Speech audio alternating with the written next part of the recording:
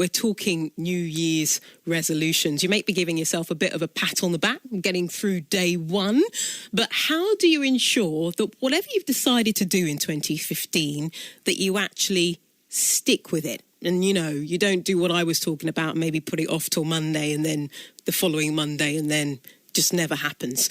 Oh, Fiona Nicholson is here with some advice on making New Year's resolutions. Fiona, I've already decided that putting it off 24 hours is not so bad. I think these days, with so many of us making New Year's resolutions, the most important thing is to put things in place that will really help us to succeed. Out of all of us that make New Year's resolutions, only 10% of us have actually stuck to them by the end of the year. And this is down to, I think, just not being realistic enough, not planning enough. For example, if we want to get fit, if we want to get healthy, that sort of thing, which is really top of the list for New Year's resolutions, it's really important to be realistic. So if you fancy trying running, if you fancy something like that, maybe don't think, okay, I'm going to aim to do the London Marathon in 3 months' time. Make it realistic. Maybe have a target. Set yourself a target, but do a 5K within 3 months, 4 months. Make it so you can achieve it, and then you can really pat yourself on the back.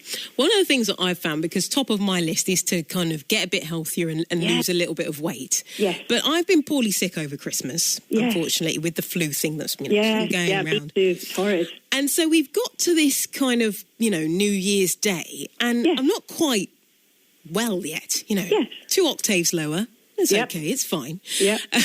But it means that the old kind of getting fit thing on the New Year's resolution, it's not that I don't want to do it, it's just not possible yet. Sure. But what I am worried about is it's not possible yet becomes it doesn't happen. Again, it's back to planning. It's okay if we don't do it right at 9 o'clock when we wake up, or whatever time we wake up on New Year's Day. January could be about putting things in place, starting it slowly, especially if we're recovering from the bugs that have been around recently. Again, it's being realistic, it's planning, and it's focusing on what we want to gain and how we're going to achieve that. So January could be, especially if we've not been well, about planning, about putting things in place that will ensure that we will succeed. It's not about getting off to a really high-powered start on New Year's Day and then falling over 2 weeks later. Well, you know a lot about this because this is, the work that you do. Can you tell us a bit more? Yes, of course. I'm a cognitive hypnotherapist, and I work with clients to help free them from the issues, the problems that are holding them back in life. And so I work with clients with issues such as stopping smoking or anxiety, through to stage fright and lack of confidence. So, the most obvious one there is stopping smoking, and hypnotherapy has been cited by New Scientist magazine as being one of the most effective ways of stopping smoking. But for example, it can help in so many other ways. So if somebody's New Year resolution is, okay, I want to get a new job, I want to change what I'm doing at the moment and get a new job, but I'm so frightened of going for an interview that's really holding me back and it's stopping me making the changes I want to so my life is different and better, then hypnotherapy can really, really help with that. It can help work with the unconscious to change those things that are holding us back. So that's just one example of how it can help. When I think about hypnotherapy, I always think about the kind of fictional scenarios that I've seen, on the films where maybe they've dangled a coin or something and then got someone to think about whatever the issue is. Yes. Is that actually how it works? No, not at all. Hypnotherapy has been recognised by the British Medical Association since the 50s. So it's been recognised for a very long time. It's not about swinging pendulums. It's not about, before it was sort of more prominent in the films, people used to think about it sometimes as running around like a chicken on stage or that kind of thing. But actually, we go through hypnotic trances all the time. It's daydreaming, so it's a very, very familiar state for us. It's not a radically different state. So, for example, if we're driving down the motorway, it can be the case that we think, oh my goodness, where have the last 2 junctions gone? Because we've been thinking about what we're going to have for dinner that night. We've been thinking about what we're doing at the weekend. That's trance states, and we go in and out of it all the time. So it's not about swinging pendulums. So basically, this is something that could really transform someone's life, particularly if you have that issue, as you mentioned, with smoking or whatever it might be. Exactly. Absolutely.